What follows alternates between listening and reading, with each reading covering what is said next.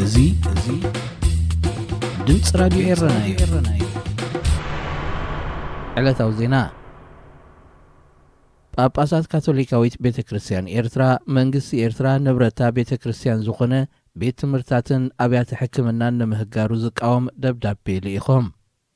እቶም ጳጳሳት ናብ ሚኒስትሪ ትምህርቲ ኣብ ዝለኣኽዎ ደብዳቤ በታ ቤተ ክርስቲያን ዝውነና ኣብያተ ትምህርቲ ካብ ክፍሊት ናጻ ብዝኾነ ኣገባብ ነቶም ብቁጠባ ዝደኸሙ ኣካላት ሕብረተሰብ ኣብ ምግልጋል ዝዋፈራ ስለ ዝኾና ንምህጋረን ብዘይካ ጽልኢ ኣብ ሃይማኖታዊ ትካላት ካልእ ዝኾነ ዝቐርብ ምኽንያት ከም ዘይህሉ ነጺሮም። መንግስቲ ኤርትራ ካብ 2018 ጀሚሩ ብካቶሊካዊት ቤተ ክርስቲያን ዝውነና ኣብያተ ሕክምና ቤት ትምህርትን ካልኦት ናይ ረድኤት ትካላትን ንብረትን ክህግር ምጅማሩ ዝዝከር ኮይኑ ኣብዚ እዋን ዝኸዓ ነተን ዝተረፋ ክሳብ መዋእለ ህፃናት ከይተረፈ ምህጋር ጀሚሩ ከም ዘሎ ሃይማኖታውያን ትካላት ይሕብራ።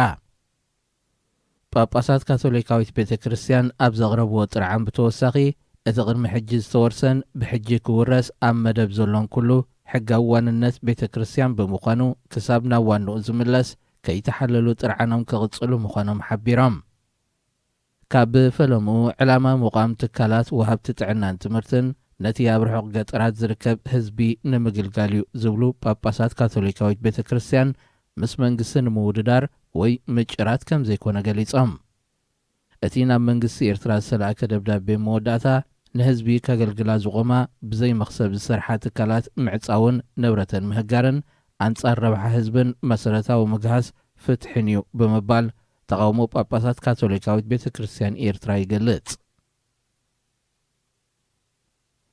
ናብ ኤርትራ ንወተሃደራዊ ታዕሊም ከም ዝተወስዱ ዝገለጹ 5 ሶማላውያን መንእሰያት ኣብ ፑንትላንድ ኣብ ትሕቲ ቀይዲ ድሕሪ ምጽናሕ ቅድሚ ሒደት መዓልታት ናጻ ወፂኦም። እቶም 5 ሶማላውያን መንእሰያት ኣብ ሳዋ ወተሃደራዊ ታዕሊም ክወስዱ ድሕሪ ምጽናሕ ካብ ኤርትራ ምሊጦም ከም ዝወፁ ሓደ ካብኦም ንጋዜጠኛታት ገሊጹ። ሚኒስትሪ ጸጥታ ፑንትላንድ ነቶም መንእሰያት መርመራ ከካይደሎም ድሕሪ ምጽናሕ ናጻ ፈኒዎም። እቶም መንእሰያት ፈደራል መንግስቲ ሶማል ኣብ ቀጠር ክትዕለሙ ኢሉ ወሲዱ ብዘይፍቓዶም ናብ መንግስቲ ኤርትራ ከም ዝረከቦም ገሊጾም።